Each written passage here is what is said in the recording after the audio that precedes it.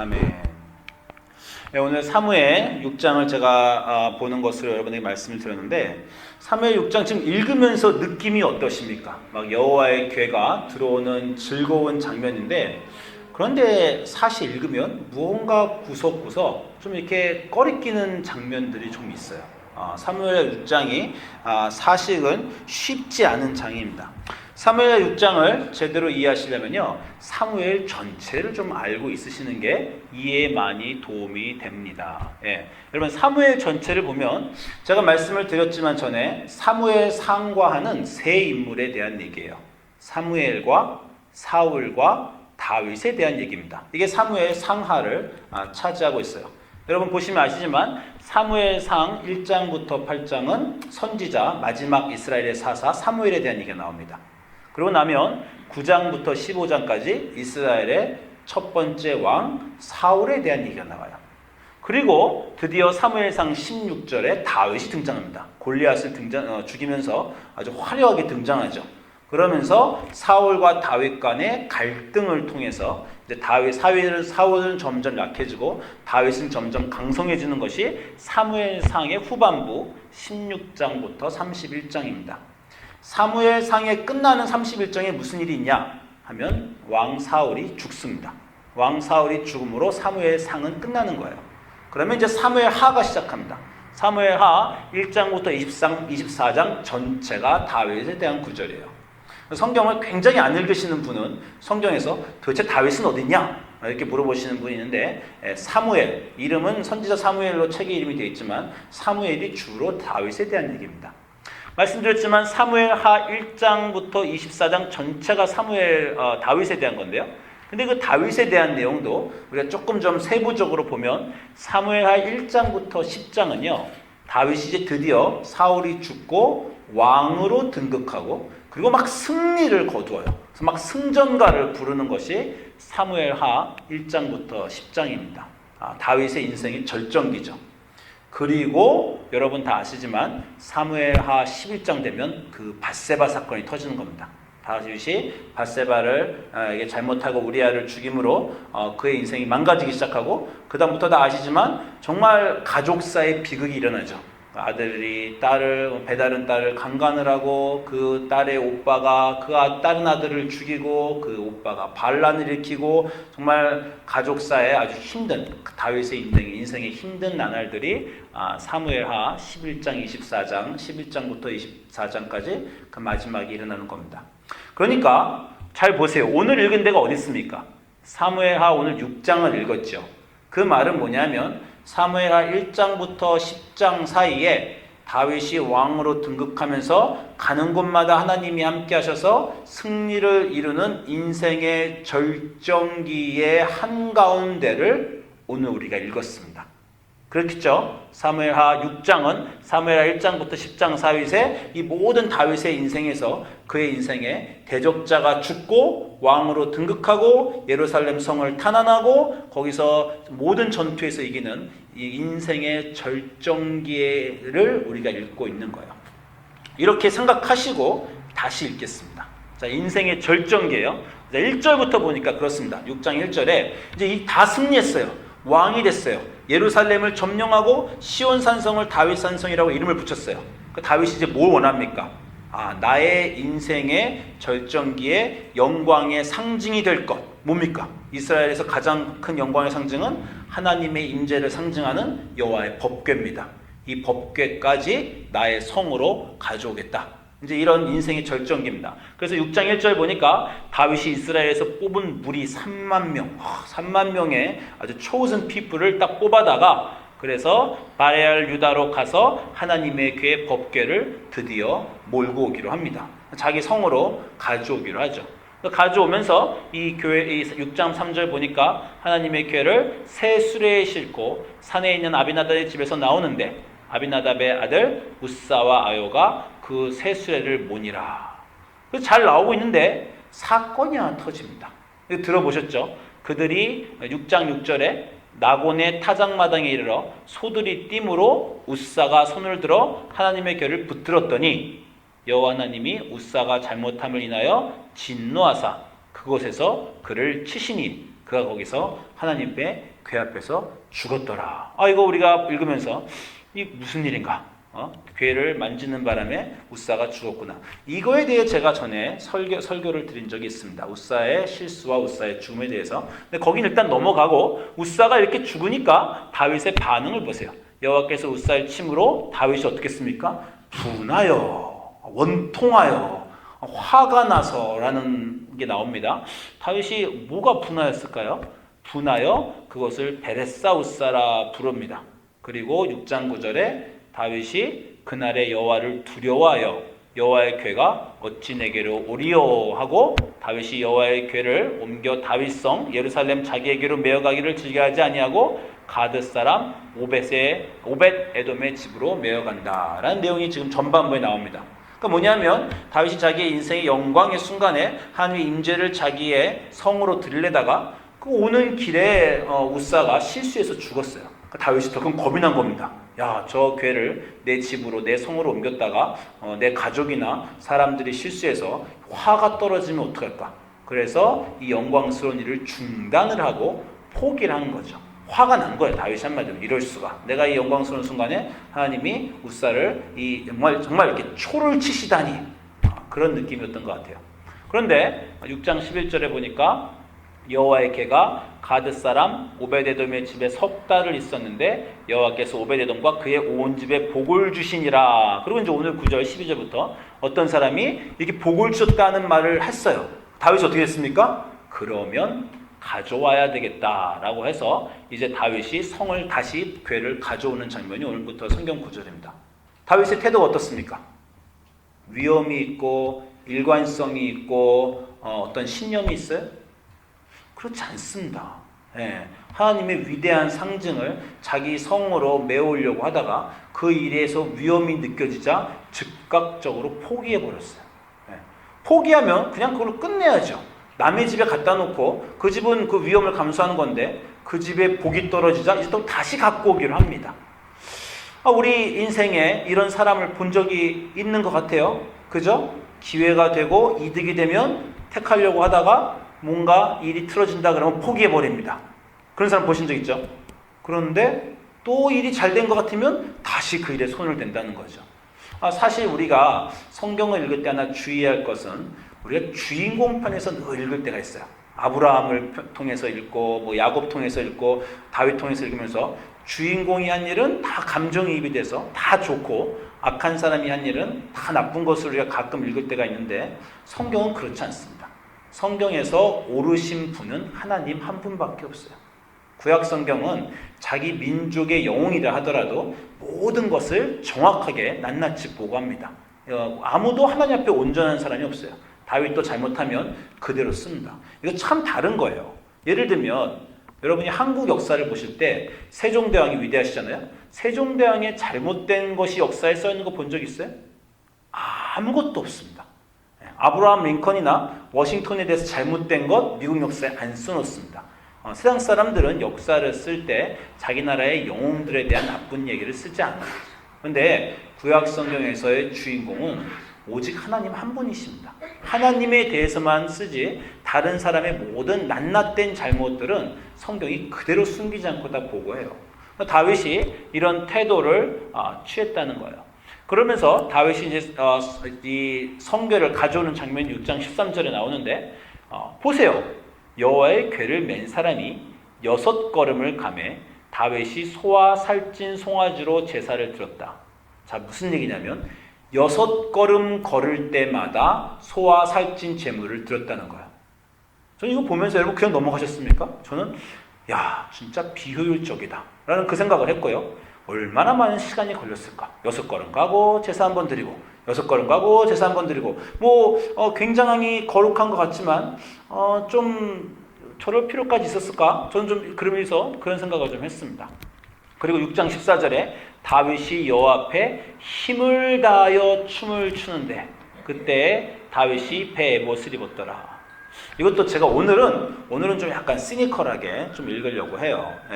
보통은 이 구절을 우리가 읽으면서 기쁨으로 읽습니다. 어떻게 읽습니까? 참 예배자의 태도를 우리가 보면서 우리가 읽죠. 어떤 겁니까? 여호와 앞에서 힘을 다하여 춤을 추었다라는 거예요. 그래서 우리가 예배를 드릴 때 이렇게 서서 찬양할 때도 있고 예배를 드린 동에 어떤 막 우리 펜타코스털 오순절 같은 경우는 막 춤을 추면서 예배를 드리는 경우도 있습니다. 그죠? 여러분이 예배를 가장 신나게 드렸던 적을 한번 기억해 보세요. 어떻게 드렸는지.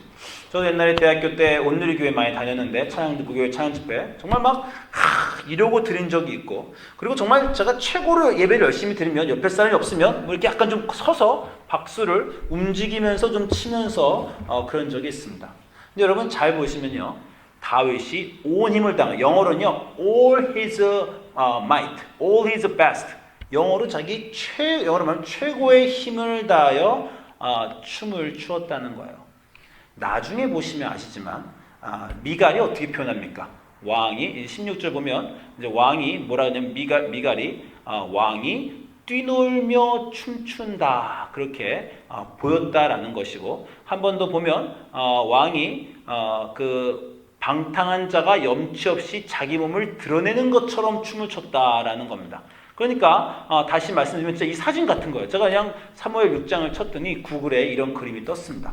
다윗이 몸을 다 드러내고, 이 베네옷이라는 건 속옷이죠. 속옷만 보이고 여호와 앞에 계획하면서 정말 춤을 힘을 다해 췄다는 거예요. 좀 과장이다라는 생각이 좀 듭니다. 왕이 그렇게, 한마디로 미갈한테 그렇게 보였다는 건요, 아내한테 그렇게 보였다는 건 모든 백성한테 왕이 좀 오버하신다 라고 이렇게 보였다라는 거예요. 제가 좀 오늘 설교를 준비하다가 고민한 부분이 하나 있는데, 제가 춤을 좀 한번 춰볼까라는 생각을 제가 가끔 한번 했습니다. 왜냐하면 제가 대학교 때 탈반이었어요. 아시죠? 탈 마스크를 쓰고, 제가 대학교 때 탈반인데, 할까요, 사모님? 하지 말까요? 제가 힘을 다해 춤을 춘 적이 있습니다. 인생에서 이렇게 제가 가끔 그냥 딱 했어요. 탁 이렇게 해가지고 그냥 막, 제가 안 할게요. 웬만하면 영어 예배 때는 제가 할까 모르겠는데 막 정말 이렇게 낙야, 동청, 이와 춤을 이렇게 막 출 때가 있습니다. 제가 예배가 사람이 적으니까 한국 예배에서는 제가 안 하도록 하겠습니다. 정말 이렇게 막 춤을 추면 옷이 막 나가고, 또는 여러분 또 이렇게 대학교 때나 젊었을 때 우리 그 나이트나 디스코장에 가서 정신없이 추던 거 한번 기억하세요? 나는 언제 가장 미치게 춤을 추었는가 생각 한번 해보십시오. 이러고 추셨어요? 다윗은 그랬다는 거예요. 미치게 온 힘을 다해서 췄다는 거예요. 전 진짜 궁금하더라고요. 옛날 시대에 용사 아닙니까? 골리앗을 죽인 그 대단한 용사가, 남자 성인이 온 힘을 다해 춤을 추면 어떻게 췄을까요? 옛날에는. 다시 미갈의 말대로 뛰면서 막 이러고 춤을 췄다는 건데, 옛날 가부장적인 패트리아칼 시대의 사람을 생각할 때 잘 상상이 안 갑니다. 그 용사 다윗이 뛰면서 속옷을 드러내며 춤을 춘 그 장면이 그냥 이렇게 편하게만은 익히지 않습니다. 그렇게 다윗이 춤을, 제가 아까 춤을 한번 보여드리려고 했는데 넘어가겠습니다. 사모님 표정이 별로 안 좋았어요. 그래서 춤을 이렇게 췄다는 거예요. 그리고 이제 집에 들어오는데 여호와의 궤가 들어올 때 그 아내 미갈이 위에서 높은 몇 층 집 위에서 다윗을 보면서 뛰놀고 춤추는 보고, 야, 남자가 왕이 저래서 되겠는가, 위험이라고는 도대체 없구나, 이렇게 생각을 했다는 겁니다. 그리고 이제 다윗이 다 사람들에게 음식을 나눠주고 집에 돌아오자, 자, 집에 돌아온 장면을 보세요. 지금 다윗이 우리 말로 막 업됐어요. 굉장히 기분이 좋죠. 6장 20절 보세요. 뭐랍니까? 다윗이 자기 가족을 축복하러 들어왔다는 거예요. 지금 기분이 좋아서 동네 사람들한테 다 음식 나눠주고 축복해주고, 집에 가서도 아내하고 애들 다 붙잡고 막 축복을 해줘야지 하고 막 그냥 기분이 좋아서 들어왔는데, 여기다 대고 아내 사울의 딸 미갈이 찬물을 꼈는 겁니다.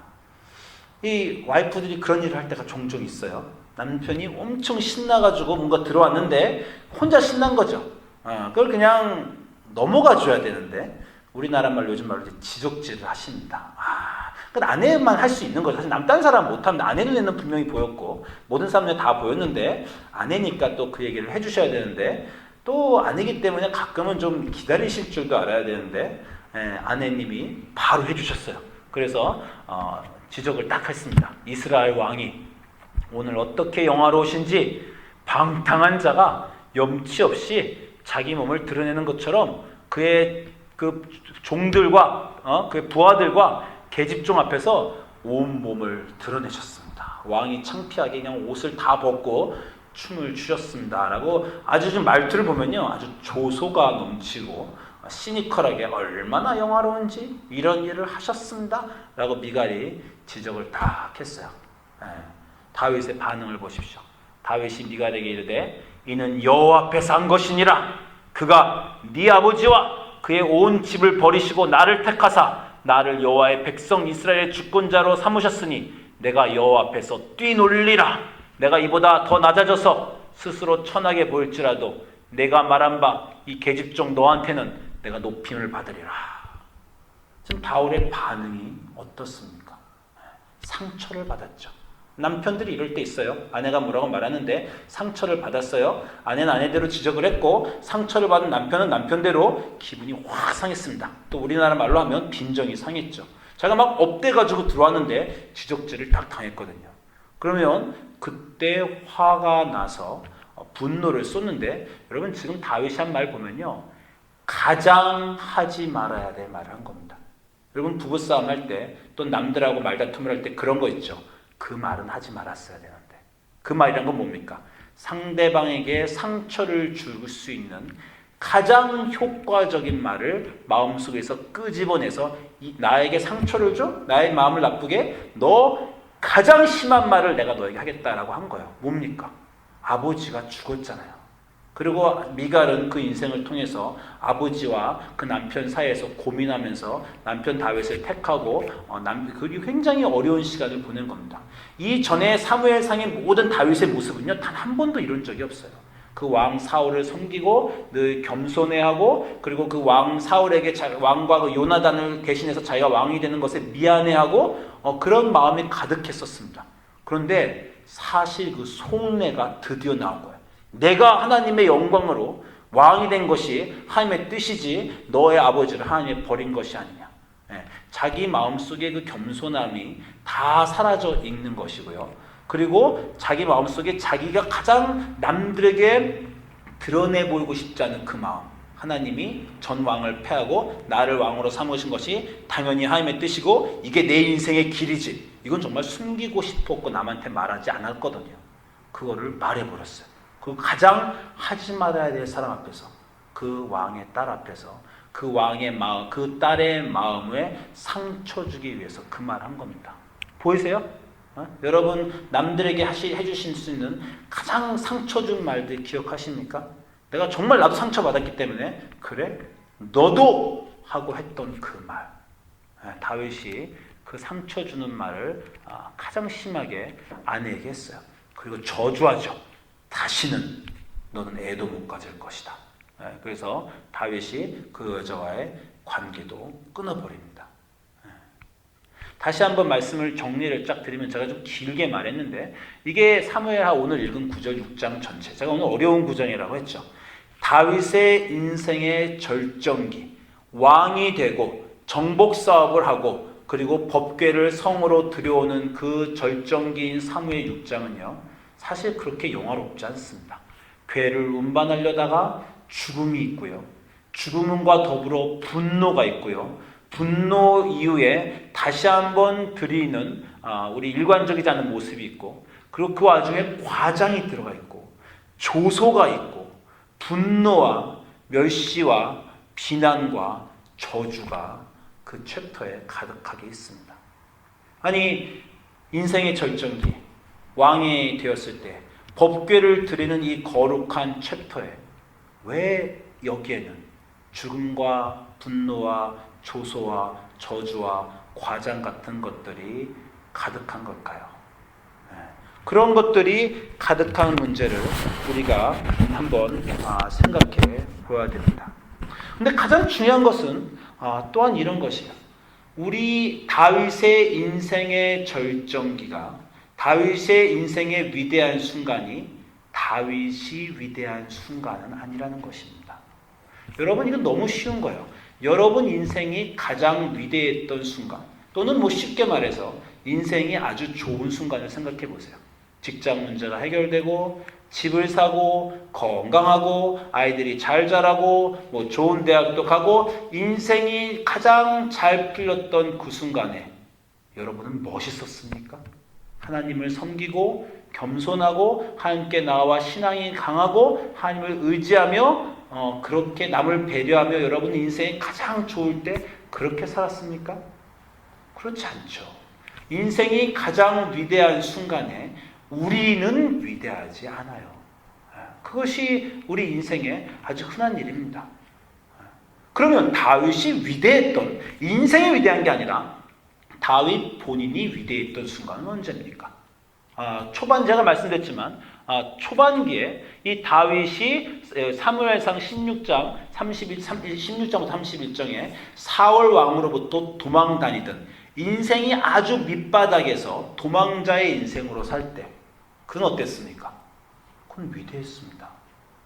왕을 죽일 기회가 있었어요. 2번이나 있었죠. 다 아시는 얘기입니다. 동굴에 숨어 있을 때 사위당이 자기를 죽이려는 사위당이 와서 그 앞에서 잠도 자고 있었고, 또 한 번은 부하들과 같이 있을 때 사울 왕이 들판에서 잠자는 순간에 자기의 대적자를 가장 손쉽게 처리할 수 있는 순간이 왔어요. 그 부하가 심지어 다윗에게 왕의 원수를 하나님 갚게 하셨습니다. 이제 당신을 죽이려는 이 왕을 당신이 한순간에 제거할 수 있는 그 순간이 왔습니다라고 할 때 다윗의 반응 어땠어요? 내가 기름 부음 받은 하나님의 종을 내 손으로 칠 수 없다. 이게 왜 위대합니까? 인생을 쉽게 갈 수 있었는데 그 길을 마다하는 거죠. 내 인생을 쉽고 남들과 이득을 얻을 수 있고 남 손해보지 않을 수 있는 그 순간, 모든 사람이 그렇게 합니다. 쉽게 갈 수 있을 때 남들보다 좀 세금을 덜 낼 수 있다든가, 남들보다 더 많은 직장에서 돈을 받을 수 있다든가, 더 기회가 있다든가, 그런 것들은 인생의 사람들이 다 택하는 것이에요. 그런데 더 쉬운 길을 마다하고 원칙을 지키는 사람, 그 원칙을 지키면서 손해를 보더라도 그것을 고수하는 사람, 여러분 주변에 그런 사람 보셨어요? 혹시 여러분 그런 사람입니까? 남들은 다 그 길로 가는데 나는 손해를 볼지언정 이게 맞는 일이기 때문에 나는 그 길을 가겠다. 아무도 그 길을 안 가도 나는 그 길을 가겠다. 그런 다윗의 모습은 도망자의 모습일 때 나옵니다. 또 다윗은 언제 멋있습니까? 위대한 시온 선상에서 적군을 다 쳐부술 때 멋있습니까? 골리앗을 물맷돌로 죽일 때 멋있습니까? 저는 다윗의 최고의 인생은 저 등극 순간이 아니라 밧세바 사건 이후라고 생각을 해요. 밧세바 사건을 저질렀죠.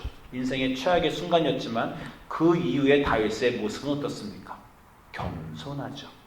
아들과 딸들이 서로 죽이고 죽이는 가운데 자기의 죄를 생각하며 침묵을 지킵니다. 아들 압살롬이 자기를 죽이려 해서 그 왕궁에서 심하게 상처받고 마음과 몸에 상처를 받고 도망갈 때 사울의 자손인 사울 족속의 시므온이라는 사람이 돌을 던지죠. 그때 부하인 아비새가 뭐라고 말합니까? 내가 저 개 댕강을 나가서 목을 치리이까? 라고 말하자 다윗이 수리아의 아들들아, 내가 너희와 무슨 상관이 있느냐? 저가 나를 저주하면 하나님이 저주하게 하시는 것이다. 상처받은 짐승이었어요. 상처받은 야수 같은 다윗, 그 사람에게 돌을 던지는 한 개인을 향해서 그냥 쉽게 부하들 보내서 당장 죽여버려라 라고 할 수 있는 힘을 가지고 있어서 그 힘을 쓸 수 있었던 순간에 힘을 쓰지 않고 겸손해집니다. 그게 멋있는 거예요. 자기 손에 힘이 있어서 그 힘으로 남을 좌지우지할 수 있는 순간에 그 힘을 내려놓고 하나님을 의지하여 겸손해지는 것, 그런 것이 인생의 멋있는 순간들입니다. 다윗이 위대했던 순간은 다윗의 인생이 위대하지 않았던 순간이에요. 다윗의 인생이 위대했던 순간은 다윗이 위대하지 않은 순간입니다. 이 비밀을 여러분 알 수 있으시겠습니까? 제가 지난주 수요일 날 저 월마트에 좀 갔어요. 월마트에 갔는데 우리 아들 자전거가 빵꾸가 났어요. 자전거에 타이어를 사러 갔습니다. 월마트에 자전거 타이어 팔잖아요. 타이어를 딱 사러 갔는데 이제 빨리 월마트에 들어가서 타이어만 딱 사고 나올 생각이었어요. 근데 그 자전거 세션에 타이어는 유리 진열장 안에 따로 넣어놓고 문을 잠가놨습니다. 그런 거 보셨죠? 월마트 가면 어떤 것들은 이렇게 진열장 안에 유리로 떼게 문을 열어야 돼요. 문이 잠겨있으니까 제가 타이어를 못 샀어요. 예, 그 옆에 딱 스위치가 있으면서 이거 어시스턴트 불을 누르라고 합니다. 10분을 눌렀어요. 아무도 안 옵니다. 예, 그 옆에 스탁하는 아줌마가 하나 있더라고요. 그래서 제가 아니 여기 문 누르는데 아무도 안 옵니다. 이렇게 말했어요. 그러면 아이고 미안해요. 내가 열어주죠. 라거나 아이고 빨리 따가서 딴 사람을 불러오죠. 보통 이렇게 하는 게 커스터머 서비스 아닙니까? 예, 누군가 올 거예요. 네, 누군가 올 거예요. 딱 그러더니 계속 그렇게 하는 거예요. 자기는 자기 일만 하고 누군가 올 거라는 거죠. 정말 10분 동안 눌렀어요. 너무 답답하니까 저 앞에 내가 매니저를 찾아가야 되나 어떻게 해야 되나 그러다가 딱 보니까 뒤에 어떤 또 일하는 할아버지가 바로 뒷열에 있더라고요. 그래서 할아버지한테 누구 사람 좀 불러주세요. 이거 10분 동안 누르는데 아무도 안 옵니까? 그때 할아버지가 내가 열쇠가 있어. 그래 딱 오더니 이거 열어주는 거예요. 야 10분을 눌렀는데 바로 뒤에 열쇠가 있는 사람이 안 왔다는 겁니다. 제가 그래서 화가 막 났죠. 가끔 그런 일 있죠. 그래서 딱 물건을 그래서 결국 사가지고 계산대에 딱 갔어요. 계산대 여러분 계산대 코스코나 월마트 딱 가면 어떻게 합니까? 계산대에 빨리 이렇게 불이 몇 개 들어와 있죠. 레인에 1번, 3번, 5번이 거기 캐시어가 있으면 딱 켜져 있는데 딱 보면서 줄이 어디가 제일 짧은가를 잽싸게 딱 봐서 1번 줄이 제일 짧다. 그래서 딱 갔어요. 갔는데 우리 또 캐시어 아줌마가 그 물건 딱 넣으면 고무가 까만 고무판이 쭉 움직이잖아요. 그걸 닦고 계십니다. 처음 봤어요. 닦고 있는 거. 근데 이렇게 딱 뿌리면서 닦고 계신데 돌려서 닦고 정말 5분 동안 닦고 계신 거예요. 제 앞에 라티노 아줌마가 있었는데 그 아줌마가 급기야 화나더니 그런 건 아침에 일찍 와서 해야 되는 거 아니에요? 그런 건 점심시간에 해야 되는 거 아니에요? 딱 이렇게 말을 했어요. 그죠? 화가 나니까 우리는 기다리고 있는데 계산을 해줄 생각 안 하고 이렇게 하니까 그랬더니 이 분이 또 화가 났어요. 캐시어가 닦다가 딱 넣더니 그 다음부터 이 라티노 아줌마한테 막 이렇게 말을 하는 거예요. 한마디로 네가 닦는 날을 인내심 없이 기다리지 않았다. 나 이제 일도 안 한다. 그런 태도라는 거죠. 제가 그 아줌마 뒤에 있었는데 폭발했습니다. 그래서 제가 그렇게 만약에 닦을 거면 그 위에 램프를 켜지 말았어야지. 램프를 켜니까 우리가 줄 오는 줄 알고 무슨 말인지 아시죠? 와서 기다리고 있는 거 아니냐 그런 걸 막 해야지 제가 이렇게 한마디 했어요. 한마디 하고 제 마음속에 아차 싶었습니다. 왜 싶었냐면 일단 그분이 이제 중국 할머니였는데 영어가 일단 약간 좀 브로큰 랭귀지를 쓰고 캐시어인데 그런 일을 하고 있었는데 제가 한마디로 그럴 거면 이렇게 써야지 아줌마 그렇게 이렇게 막 영어를 이제 막 한 거죠. 일단 아내 생각이 좀 났어요. 우체국에서 일하는 우리 아내도 커스터머한테 이렇게 소리를 좀 들을지 않을까라는 생각을 했고 또 하나는 난 목사인데 거기서 인내를 갖고 기다리고 그랬어야 되는데 한마디로 쌓였죠. 그 순간까지 아까 그 10분 동안 누른 거 하며 계산대에서 일하는 여자며 물건의 모든 게 다 쌓여서 제가 그런 일을 했습니다. 그런 실수를 가끔 해요. 여러분도 가끔 하시죠. 욱하고 분노가 튀어나와서 평소에는 아주 나이스하고 잘 지내시다가 실수를 하는 그런 순간들이 있습니다. 그러면서 제가 주차장에 나오면서 이 생각을 했어요. 정말 난 멀었다. 언제 좋은 사람 되나. 제가 인생에 실수할 때마다 그런 말을 하는 거 아닙니까?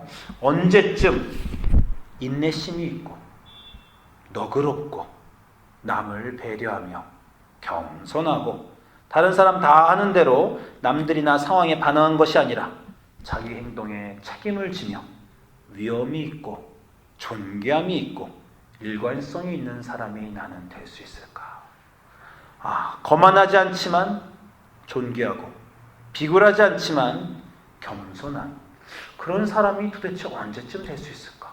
목사도 됐고 기독교인으로 그런 사람이 되기를 평생 원했는데 가끔가다 애들 앞에서 또는 가정에서 또는 이런 어디 가게에서 불쑥 화내는 모습을 보면 도대체 나는 언제 그런 좋은 사람이 될 수 있을까? 이런 생각들을 가끔 해봅니다.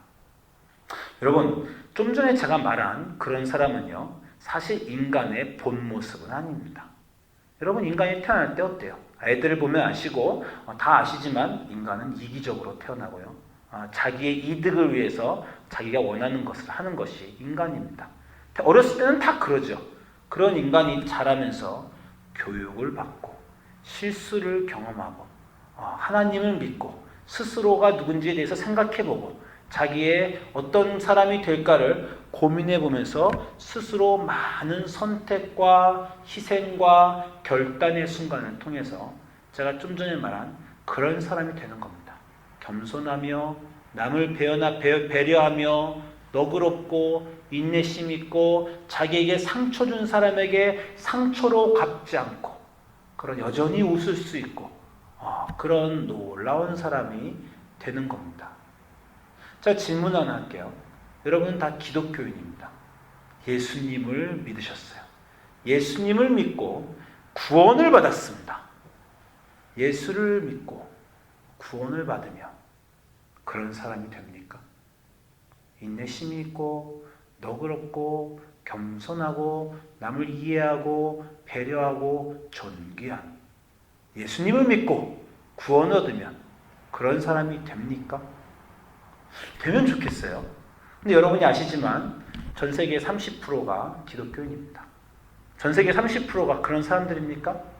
그렇지 않죠. 여러분 교회 오시면 그런 사람들로 가득합니까? 그렇지 않죠. 예수님을 믿고 구원을 얻어서 여러분의 인생이 사탄의 종에서 하나님의 자녀로 신분이 변하는 것이 구원인데 그게 여러분의 인격의 변화를 말하는 것은 아닙니다. 하나님이 여러분의 인격을 예수님을 믿었다고 해서 탁 하고 변화시켜 주시지 않습니다. 그렇게 우리를 기계처럼 컴퓨터처럼 프로그램하시는 그런 분이 아니에요. 우리의 인생의 인품은 예수님을 믿고 나서 그 예수님을 믿는 믿음으로 매일매일 겪는 고통과 갈등 속에서 천천히 이루어지는 것입니다. 많은 기독교인들의 문제는 뭡니까? 예수를 믿었어요. 사랑을 고백하고 교회 나오고 헌신하고 열심히 살려고 하는데 인생이 잘 안 풀려요.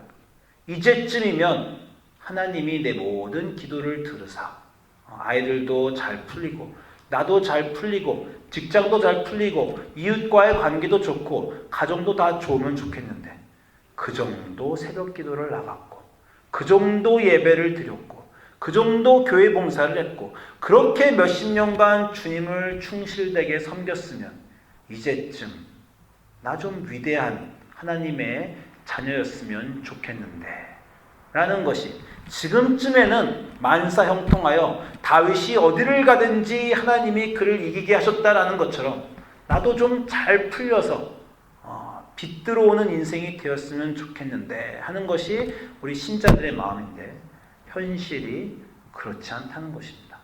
왜 내 기도를 안 들어주시는가? 왜 내 진심을 하나님이 몰라주시는가? 왜 나는 아직도 왜 이렇게 찌질한가? 또는 왜 나보다 못된 저 인간들이 더 덜 떨어지 같은 인간들이 인생에서 성공하고 승진하고 남들 앞에서 스포트라이트 받고 TV에도 나오는데 왜 나는 하나님을 섬기는 나는 아직도 이렇게 상처뿐이고 힘들고 그런가? 라는 것이 우리 기독교인들의 문제입니다. 그런데 제가 다시 물어볼게요. 다윗이 위대했던 건 언제입니까? 그의 인생이 위대할 때 다윗이 위대했습니까? 왕이 되고 집을 사고 성을 사고 자녀들이 많고 부하들이 잘 따르고 승리하는 그 절정의 인생의 순간에 다윗은 오늘 우리가 읽었던 사무엘 6장처럼 그랬습니다. 분노하고 상처 주고 과장되고 그런 것이 승리의 절정의 인간 다윗이었어요. 그러나 그 인생이 가장 바닥에서 있을 때 하나님만 의지하여야 하였을 때 그는 위대한 다윗이었던 것입니다. 여러분 성경을 보시면 로마서 5장 3절 4절에 기독교인의 삶에 대해서 사도 바울이 이것만큼 잘 표현할 수가 없어요. 다만 이뿐 아니라 우리가 환난 중에서도 즐거워하나니 이는 환난은 인내를 인내는 연단은 소망을 이루는 줄 압니다. 한국말도 좋지만요. 영어가 굉장히 좋습니다. 환난은 suffering이고요. 이 suffering을 통해서 우리가 어떻게 된다고요? patience를, 인내를 갖게 되죠. 환난을 통해서 남들이 나에게 잘못한도 인내를 지키면서 분노를 쏟지 않고 남이 나에게 한 대로 잘못을 대로 갚지 않고 참고 인내하면 어떤 일이 생깁니까? 한국말로는 연단이라고 했는데요. 영어로는 또 원어로 캐릭터입니다. 다시 말하면요, 성품이에요. 성품. 성품이 만들어져 간다는 거예요. 어려움 가운데 그 어려움 속에서 확 드러내지 않고 인내하면서 견디는 그 오랜 순간을 통해서 정말 칼이 담금질을 당하는 것 같은 순간을 통해서 우리의 성품이라는 것이 만들어집니다. 그래서 우리가 나이 먹으면 사람들 보면 저분은 정말 참 존경할 만한 성품을 가지고 있어. 인내하시고 너그럽고 겸손하고 저런 분 같은 분이 없어. 그런 성품. 그것이 언제 만들어진다고요? 승리의 순간, 인생이 탄탄대로로 들어져서 하나님이 내 기도의 소원을 이루어 주시고 인생이 잘 갈 때 만들어진다고요? 그게 아니라 환난과 인내의 순간을 통해서 그 성품과 인생의 희망이 만들어지는 것입니다. 최근 우리 교회에서 성경 공부를 할 때 어떤 분이 요한복음 14장 12절을 읽으면서 자기는 이게 정말 이해가 안 된다는 거예요.